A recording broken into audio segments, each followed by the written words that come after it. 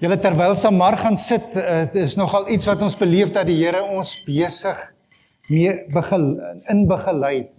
En ek wil dit vir julle sê, want ek dink dit is belangrik vir julle om dit te weet. Ons kan soveel oor die Here weet.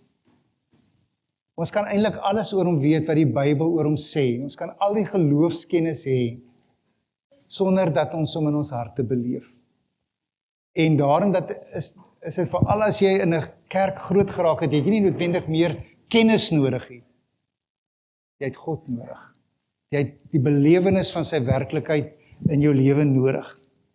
Iets wat my ongelooflik geseën het, is 'n infographic wat ek al van tevore gesien het, wat Japie Wakkel vir my gestuur het, met die ongelooflike statistiek. Wie van julle het al hierdie prentjie gesien? Steek net julle hande op. Kom, ek gaan vir julle wat dit nog nooit van tevore gesien het nie. Dit is 'n grafiese voorstelling van al die kruisverwysings wat in die Bybel is. Met ander woorde, al die tekste wat met mekaar korreleer, van Genesis aan julle linkerkant tot Openbaring aan die regterkant. Weet julle hoeveel so die stelling wat ek wil maak, is dat dit is die woord van God. En die rede, die statistiese redes wil ek vir julle eintlik bewys. Daar is 63.779, julle kan sien ek doen beter met groot getalle as wat van ons politici doen, kruisverwysings, konneksies met mekaar. As een ou daarvoor verantwoordelik was, en hy sou sy hele lewe spandeer om so 'n werk tot stand te bring met hierdie 63.779 kruisverwysings, sou ons absoluut sê, hy is 'n genie. Hy is 'n ongelooflike intellektuele meester. Maar kom ons bring dit nou na die Bybel. Hierdie 63.779 kruisverwysings is geskrywe deur 40 persone oor die tydperk van 1500 jaar op 3 kontinente, Afrika, Asië en Europa, en in 3 tale, Hebreëus, Aramees en Grieks. Die statistiese onmoontlikheid dat dit nie geïnspireer kan wees nie, is net eintlik onmoontlik.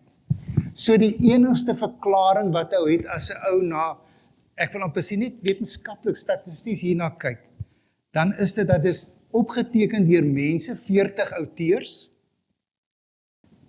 maar dit is geïnspireer deur die Heilige Gees. Anders sou dit net 'n totale onmoontlike onwaarskynlikheid wees. Wat my bring by, en die videoetjie wat hierdie goed ingaan het ons dan teruggefokus na die Bybel. Want dit gaan oor die Bybel en die impak wat die woord van God of die Bybel op mense se lewens het. En die Instituut vir Bybelse Navorsing het gesê, hulle het dit nagevors en tot die volgende stellings gemaak. Wanneer jy 1 keer per week die Bybel lees, het dit weinig impak op jou lewe. Weinig. Wanneer jy dit 2 maal per week lees, het dit ook amper geen impak op jou lewe nie. Maar as jy die Bybel 3 maal per week lees, het dit 'n bietjie impak. En hierso kom die eksponensiële sprong van 3 keer na 4 keer. As jy die Bybel ten minste 4 keer 'n week lees, dan gebeur die volgende. Dan is jy 228% meer geneig om jou geloof te deel. Dan is jy 407% meer geneig om Bybeltekste te memoriseer. Dan is jy 59% minder geneig om na dinge soos pornografie te kyk. En dan is jy 30% minder geneig tot depressie, angs en eensaamheid. Dis die sprong van 3 keer Bybel lees met amper klein bietjie impak na die Bybel 4 maal 'n week lees. En dan is dit die impak. En dis navorsingsimpak deur 'n erkende instituut. So ou kan dit gaan nagaan. En daarom wil ek vir julle sê, vat die woord as jy dit 1 keer per week doen, of dit glad nie doen nie, of 2 keer, kyk of jy jou frekwensie kan vermeerder. Want wanneer jy as jy by 4 keer kan stil raak met God se woord, gaan dit 'n eksponensiële verskil in jou lewe maak. En dit bring ons dan by ons tema van bekeerling tot volgeling, en ons doen 'n derde tema oor vas. Die eerste tema het Liesel ingelei, wat gesê het vas is 'n deur na meer. Die tweede tema het Lucinda verlede week ingelei om te sê, is jy honger? Waar sy toe gepraat het, en vandag praat ek oor waarvoor is jy die hongerste? So party van die goedjies oorvleuel, want ons wil dit vasmaak. Die rede dat ons onder andere 'n derde keer daaroor praat, is dat vas is seker, as julle onthou, ek gaan dit weer lees, dat Matteus 6, daarvan vers 16 sê dat wanneer julle vas, so asof dit 'n normale ding van die geloofslewe moet wees. Lucinda het nogal heelwat daaroor ook verlede week gepraat. Maar die vreemde ding is dat dis nie regtig deel van ons geloofskultuur nie. En daarom moet ons 'n bietjie dit vasmaak om die miskien miskonsepsies wat jy oor vas het uit die weg te ruim. Miskien die vrees wat jy oor vas het weg te vat. Miskien vir jou vrae te beantwoord, maar ek neem kroniese medikasie. Die dokter sê ek moet dit na 'n maaltyd vat. Hoe gaan ek ooit kan vas? Ek gaan vir jou mooi daarop kan antwoord. En op die ou einde wil ek vir julle 'n mooi praktiese riglyne gee. So vanoggend wil ek nie begin met 'n vraag oor vas begin nie. Ek wil begin met 'n vraag oor wanneer laas was jy regtig waar honger? Ek bedoel nie daai gevoel hier teen 12 uur die oggend dat ek sou nou ietsie kon eet nie. Ek bedoel daardie gevoel wanneer jou maag begin praat, wanneer jy self sukkel om te konsentreer op wat jy besig is, wanneer elke advertensie op televisie 'n kosadvertensie is en jou maag omtrent 'n draai maak, wanneer die reuk van 'n braaivleisvuur 2 huise weg van jou af al jou begin dat kwyl, so lus is jy. Terwyl ek hieroor gedink het, het daar een advertensie die heeltyd by my opgekom. En dit is die Nando's advertensie oor Ramadan. Want Ramadan is die moslimse vas oor 'n maand. Hulle vas in die dag, maar wanneer die son ondergaan, dan mag hulle eet. En hoe hulle letterlik kyk en wag dat die son moet ondergaan voor hulle eet, want dit is 'n ritueel, daar is nie lewe, geestelike lewe in nie. Toe ek het opgespoor. So vas is nie dit wat julle nou gaan sien nie.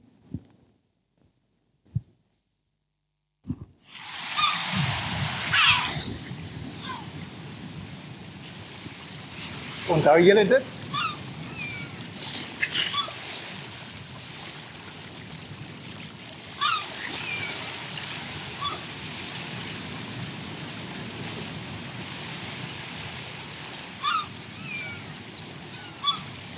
Hy het nog 'n eind om te gaan. Maar julle, soms maak ons vas net so. Ons kan nie wag dat die vastyd, ons stel die tyd af totdat die vastyd verby is. En dan mis ons eintlik die punt totaal. Dis nogal baie interessant hoe baie van ons dag deur kos bepaal word. Ons sal gereeld sê, wat eet ons vir middagete? Of, wat eet ons vir aandete? En as jy 'n tienerseun in die huis het, dan word daai vraag elke halfuur gevra. Dit is maar net soos wat dit is. Ons lewe word voortdurend deur honger onderbreek. En ek het hierdie week nog gewonder, hoekom het die Here ons so gemaak? Hoekom het hy ons nie soos 'n kameel gemaak wat sê maar 3 dae sonder water kan gaan, wat vir dae aangaan nie, maar hy het ons so gemaak dat ons geskep is met 'n liggaam wat elke dag honger word. En ek wonder of dit is omdat hy wil hê dat ons moet onthou hoe afhanklik ons as mense eintlik is. Jy hou jouself nie in die lewe nie. Elke happie kos wat jy inneem, is uiteindelik die herinnering op die ou einde. Nou begin ons dit stoot na vaste kant is, op die ou einde die herinnering dat jy God nodig het.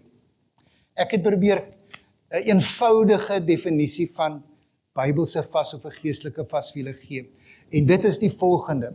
'n Geestelike vas is om kos te los vir 'n tyd, en ek sal vir julle ook sê dat jy iets anders te kan los vir 'n tyd, en daar is die sleutelwoord, en dit te vervang met tyd saam met God, deur gebed, stilte, of die lees van die woord, en die rede, sodat jy nader aan hom kan kom. Dit is sommer net 'n eenvoudige definisie oor waarom ons vas. Lucinda het laas week gesê, en ek sal dit weer sê, as jy net ete mis, en niks daarmee doen nie, dan is jy net op 'n dieet. Dan het daar geen geestelike waarde vir jou nie. Want vas begin nie by kos nie, vas begin by afhanklikheid. So vas is nie God se manier om ons te straf as hy sê wanneer jy vas nie. Dis eintlik God se manier om ons uit te nooi om weer te ontdek hoe afhanklik ons van hom moet lewe. En nou hier is die probleem veral uit ons geloofstradisie waarvan die meeste van ons kom, wat 'n baie intellektuele geloofstradisie is. Ons het nooit die praktyke van geloofsdissiplines regtig onder die knie gekry nie, en so ook nie oor vas nie. So ons is baie keer bang vir vas. Nie omdat ons nie lief is vir die Here nie. Ek dink is bloot oor die feit dat ons is nooit geleer hoe om reg te vas nie. Ons weet net nie hoe nie. Hoe lank moet ek vas? Mag ek water drink? Wat as ek nie klaarmaak nie? Wat as ek hoofpyn kry? Wat as ek dit verkeerd doen? Wat as ek medikasie moet drink en ek moet eet?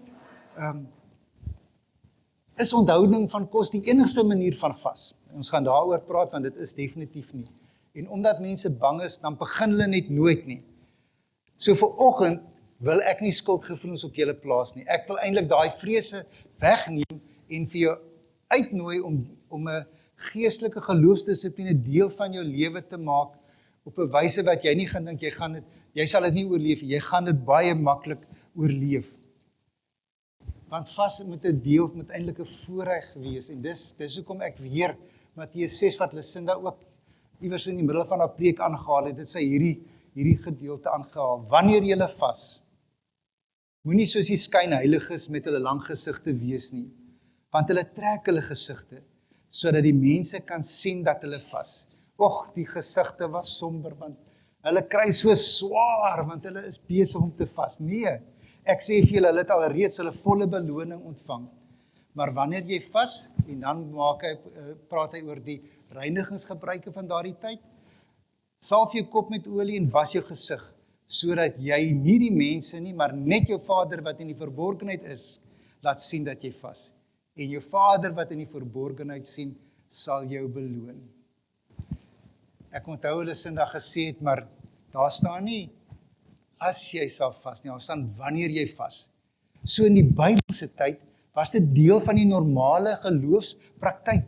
Dit was so normaal soos gebed, dit was so normaal soos aanbidding wat ons gedoen het.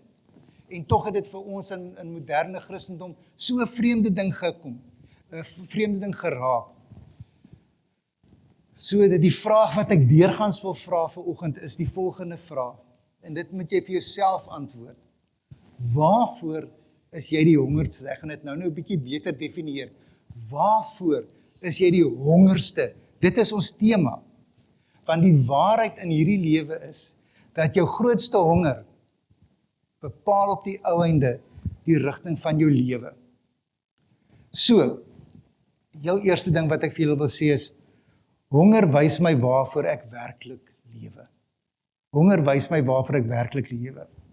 Want voordat Jesus ons sê om te vas, praat hy eers oor waarom ons vas, en wanneer jy vas, en dan neem Jesus met ander woorde aan, sy disippels doen dit, soos wat hy aanvaar dat hulle sal bid, soos hy aanvaar dat hulle sal gee, maar vas was nie iets buitengewoon wat ons dink, dit is vir die supergeestelike Christene wat vas nie, nee, dit was deel van die normale verhouding met God. Maar dan sê dan sê Jesus dadelik saam 'n waarskuwing. Moenie soos die geveinstes, moenie soos die huigelaars wees nie. Nou die Griekse woord daarvoor is hypokrites. Waarvan hypocrite in Engels kan ons sommer dadelik hoor, huigelaar in Afrikaans vandaan kom. En dit het verwys na 'n akteur wat op 'n verhoog het. Met ander woorde, Hippokrates was 'n akteur wat op 'n verhoog gestaan het en wat 'n masker aangehad het en wat 'n rol gespeel het, wat voorgegee het om iemand anders te wees as wie hy is. En dis vandag nog wat 'n akteur doen. En dis waarom 'n huigelaar presies dit is. Iemand wat 'n vertoning lewer wat eintlik met 'n masker iets anders te probeer voorgee as wat hy regtig waar is, want dis wat die fariseërs gedoen het. Hulle het met hulle somber gesigte en ons staan op die straat toe en ons bid dat almal kan sien hoe geestelik ons vas en ons kry swaar. Het hulle eintlik, want dit het nie hulle harte gelewe nie, het hulle voorgegee iets wat hulle nie is nie. Met ander woorde, het 'n masker opgesit. So Jesus sê vir ons, moenie van vas 'n vertoning maak nie. Dit is nie 'n vertoning, moenie 'n masker opsit nie, moenie mense probeer beïndruk met jou geestelikheid nie. Want dit gaan nie oor God nie. Dan gaan vas nie meer oor God nie, dan gaan vas oor jou. En dit gebeur baie makliker as wat ons dink. Want ons kan self soms as gelowiges geestelike dinge gebruik om ons te laat belangrik voel. Jy kan bid sodat ander mense jou verbale vermoë kan hoor, hoe mooi bid jy. Jy kan gee so op 'n manier dat ander mense kan sien hoe vrygewige mens is jy. Jy kan die Bybel lees, paar keer deurlees, net om te sê, ek het al die Bybel 3 keer deurgelees. En jy kan vas sodat ander dink, joh, hier's 'n besonderse toegewyde mens. Maar Jesus sê in Matteus 6 vers 16 tot 18, as jy dit so doen, het jy die beloning van mense. En as jy honger is vir die beloning van mense, is dit ook al beloning wat jy sal kry. Is die beloning of die bewondering van mense. Terwyl God eintlik iets anders te aanbied as 'n resultaat. Hy kom bied homself aan.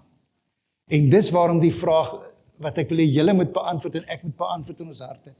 Waarvoor is jy die hongerste in die lewe? Want almal van ons is honger op een of ander manier. Dis iets wat ons dryf, julle. Party mense is honger na sukses. Dis die dryfveer van hulle lewe. As ek net daardie bevordering kan kry. Ander mense is honger na sekuriteit. As ek net genoeg geld in die bank het. Ander mense is honger na aanvaarding. As mense my net sal raak sien en van my hou.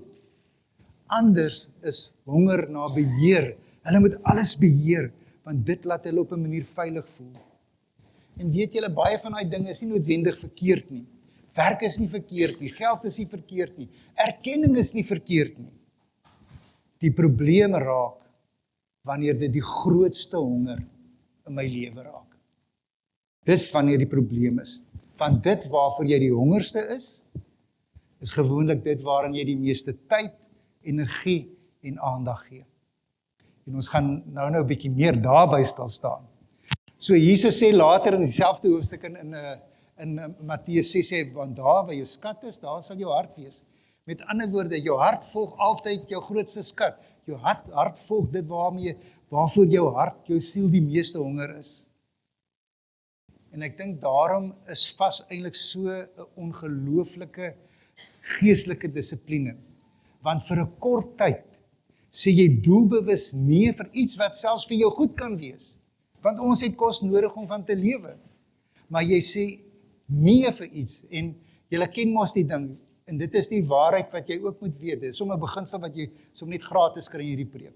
Vir elke ding wat jy nee sê, is daar iets wat jy ja sê. En vir elke ding wat jy ja sê, gaan daar iets wees waarvoor jy nee sê. En nou sê Jesus, ons sê vir 'n kort tydjie doelbewus nee vir iets soos kos wat vir ons goed is. Om ja te sê, nie vir iets nie, maar vir iemand wat beter is. Nie omdat brood sleg is nie, dis omdat Jesus groter is. Nie omdat kos jou vyand is nie, inteendeel.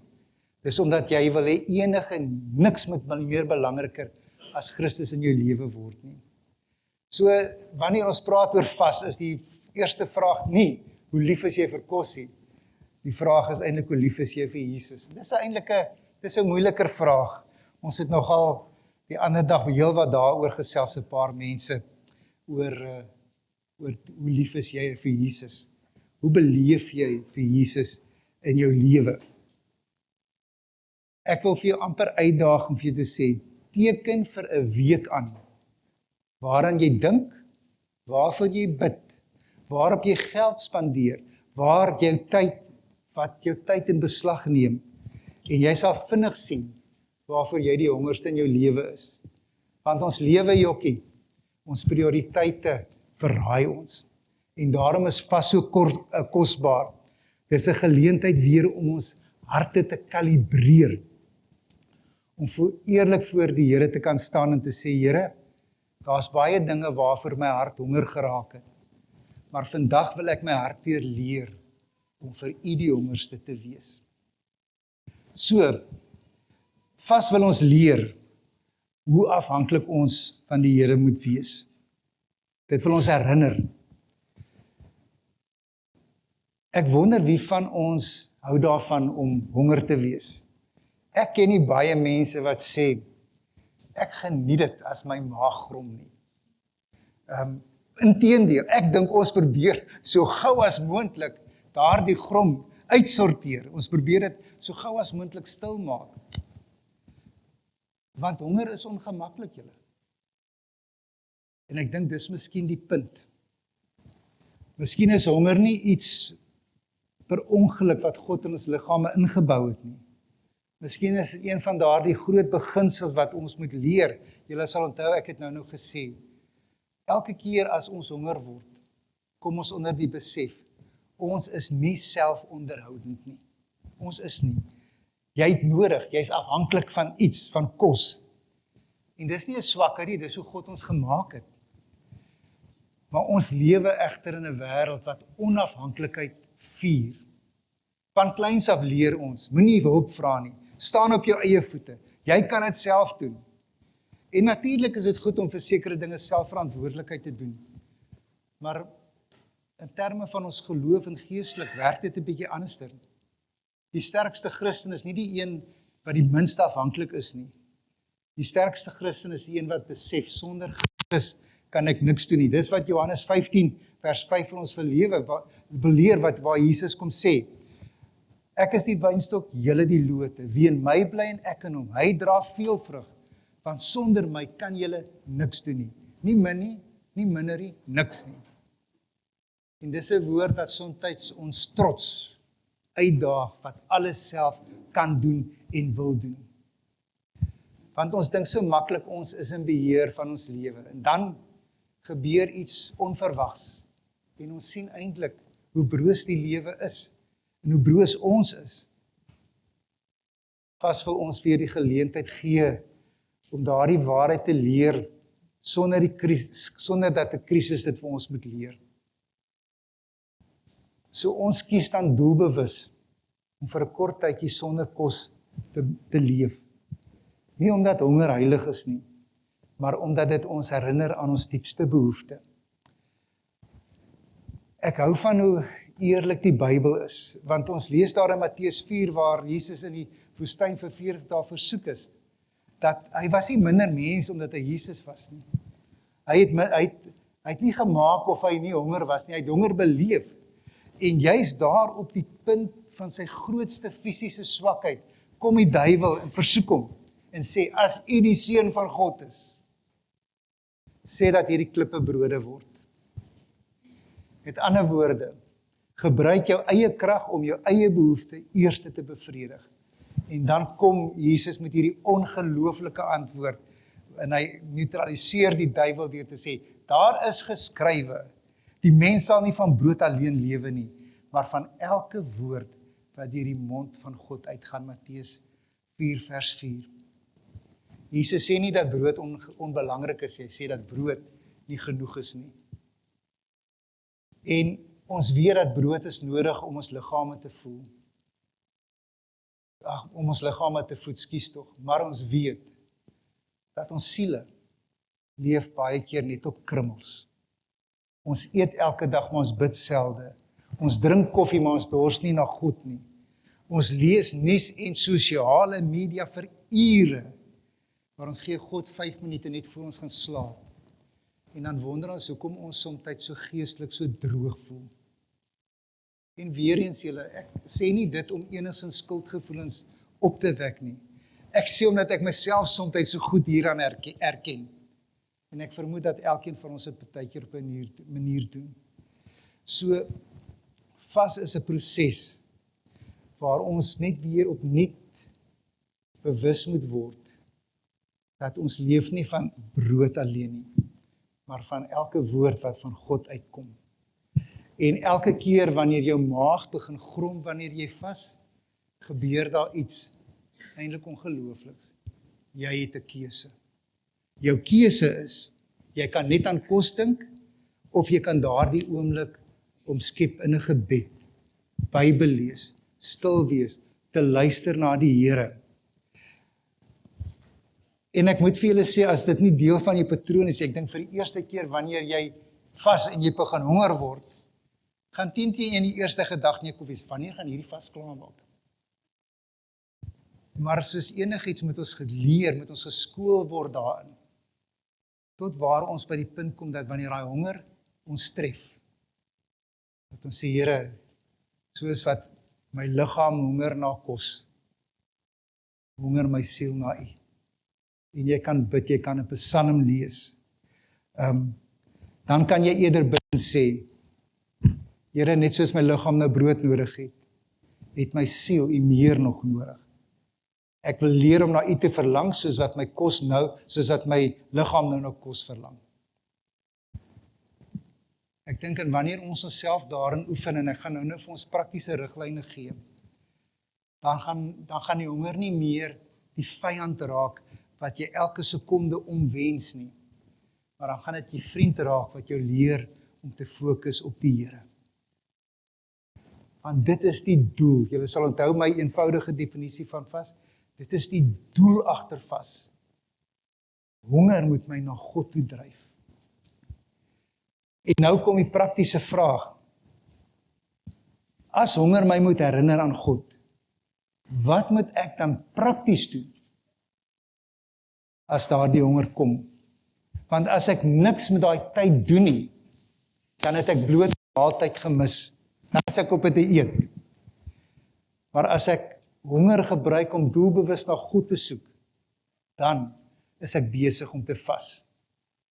So onthou, nou het ek amper my eie plek verloor. So jy moet onthou, as jy net ophou eet, is jy op 'n dieet. As jy die tyd vervang, dit gaan oor die woordjie vervang. As jy die tyd gebruik om na God te soek, is jy besig om te vas. En die doel van vas is nie om jou maag leer te maak nie, die doel van vas is om jou hart voller van God te maak. En kom ons wees prakties. As jy gewoonlik 'n halfuur neem vir jou middagete, vir jou etenstyd, en jy slaan dit oor en jy doen niks nie, wat doen jy? Of jy werk net aan, as jy nie gaan eet, jy werk net aan, dan het jy niks bereik nie. Jy moet die tyd vervang. En daardie tyd moet jy doelbewus inrig om te soek na God. Lees 'n psalm, bid stadig die Onse Vader, skryf jou gebede neer, sit wat op jou hart, sit 5 minute stil en probeer net hoor of die Here nie iets vir jou wil sê deur sy gees nie. Vas maak ruimte waar daar in ons lewens eintlik nie ruimte is nie. Want ons lewe julle vandag in 'n wêreld wat nooit stil is nie.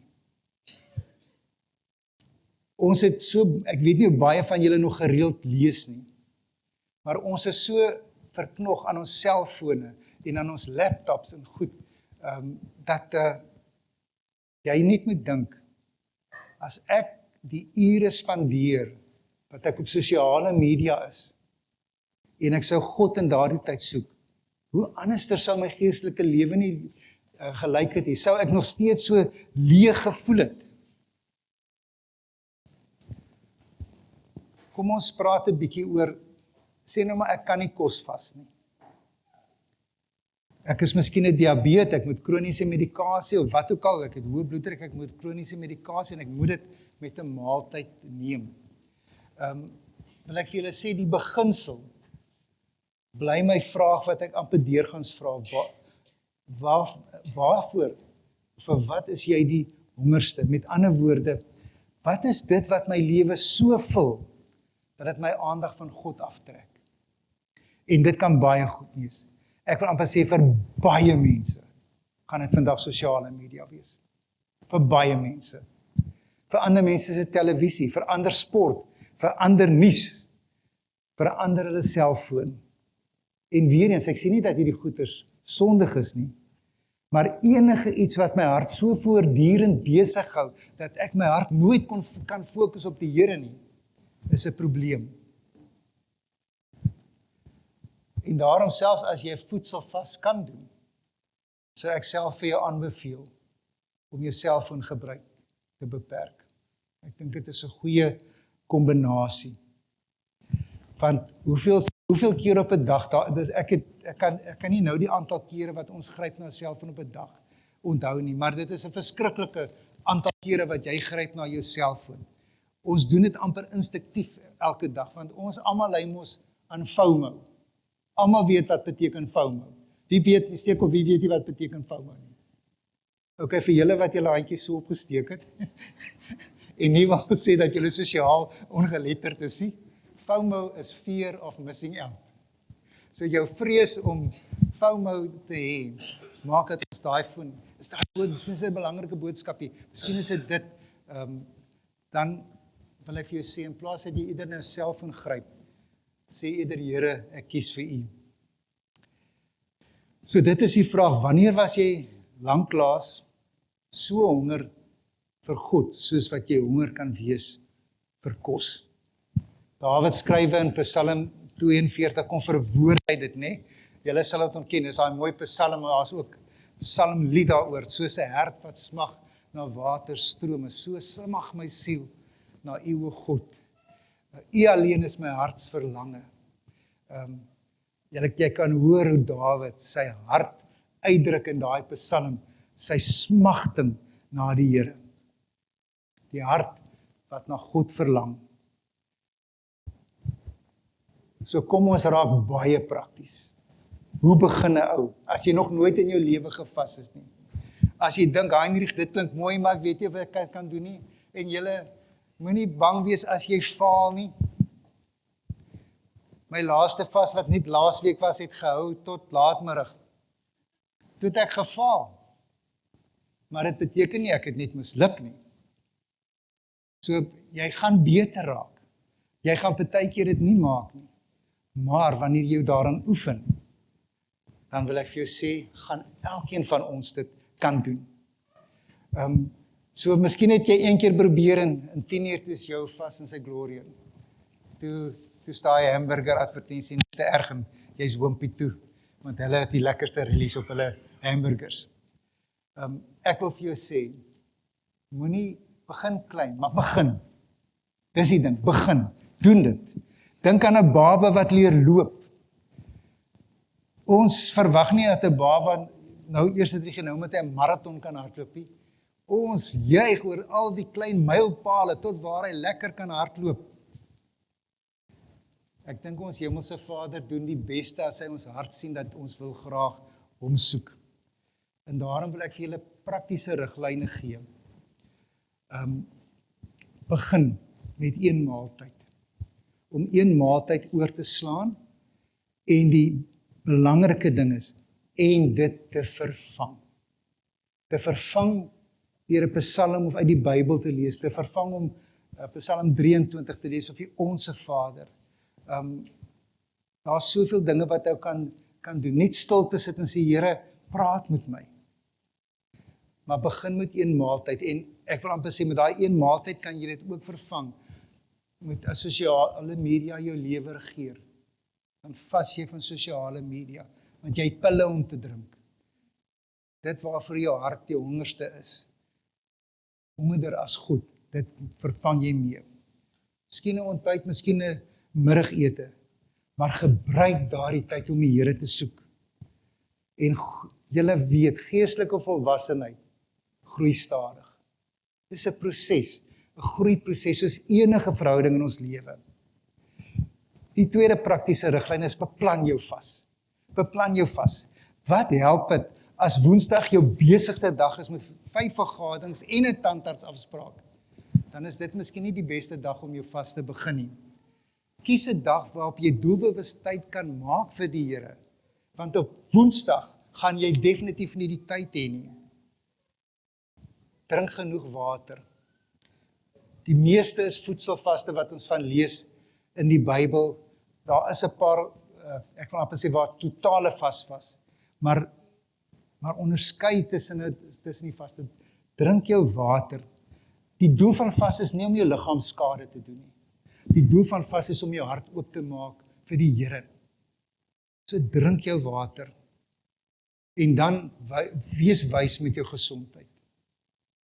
As jy enige kroniese ding onderlede het of 'n rede waarom jy nie kan vas nie. As jou dokter jou aangeraai het om nie maaltye oor te staan nie, moenie onverantwoordelik wees nie. Doen vas met iets wat jy kan doen. Want daar's maniere van vas. Ons het gesê sosiale media, televisie, vas van lekkers as jy nie van lekkers ontslae kan raak nie. Enige iets wat voortdurend jou aandag aftrek van die Here, is goed wat jy kan vas. Want jy sê nee vir iets vir 'n tyd lank, selfs wat soms goed is, sodat jy met jou hele hart weer vir God ja kan gee. En dan die belangrikste, julle vas gaan moeilik wees. Moenie moed verloor as dit moeilik raak nie. Moenie moed verloor nie. Moet ook nie nou dadelik op 'n 7 dae vas gaan nie. Jou moed gaan heeltemal in sy glorie wees as jy dit doen. Alles wat waardevol in die lewe is, verg tyd en verg oefening. En ek dink miskien die belangrikste rede van vas, praktiese rede is, onthou altyd waarom jy vas. Onthou altyd waarom jy vas. Moet nooit die metode belangriker maak as die meester nie. Moet nooit die metode belangriker maak as ons meester nie. As die soeke na waarom jy vas nie. So, jy kan 'n eenvoudige maaltyd oorslaan, jou Bybel oopmaak, jou hart uitstort vir die Here en nader aan hom kom as in baie maande. Want vas gaan nie oor kos nie, vas gaan oor Christus. Jesus het in Matteus 5 vers 6 gesê, salig is die wat honger en dors is na die geregtigheid, want hulle sal versadig word. Ek dink dis die wonder van vas, dat jy ontdek dat jou grootste honger in die lewe nie deur brood gestil word nie, maar deur die teenwoordigheid van God in jou lewe.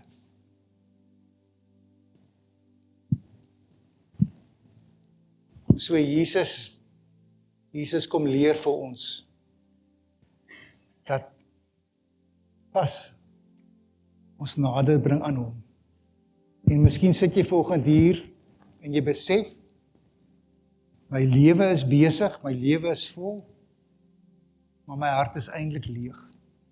Jy's besig, jy werk hard, jy sorg vir jou gesin, jy doen selfs baie goeie dinge, maar diep binne in jou weet jy, daar's 'n verlange, wat op die oomblik nie gestil word nie. Mag jy mooi hoor vanoggend dat God jou nie veroordeel nie, maar nooi. Nooi om weer nader te kom, nooi om weer stil te word. Nooi om weer honger te word, maar vir hom. Ek wil eintlik afsluit met waarmee ek begin het, met dieselfde vraag, hoe lank kan jy sonder kos klaarkom nie, maar waarvoor is jy die hongerste? Want die antwoord op daardie vraag gaan die rigting van jou lewe bepaal. Waarvoor is jy die hongerste? Mag ons elkeen as individue, as gesinne, as Faros gemeente, bekend staan as mense wat nie eerste honger is vir sukses of gemak of erkenning nie, maar wat honger is vir die teenwoordigheid van God. Amen. Kom ons bid saam.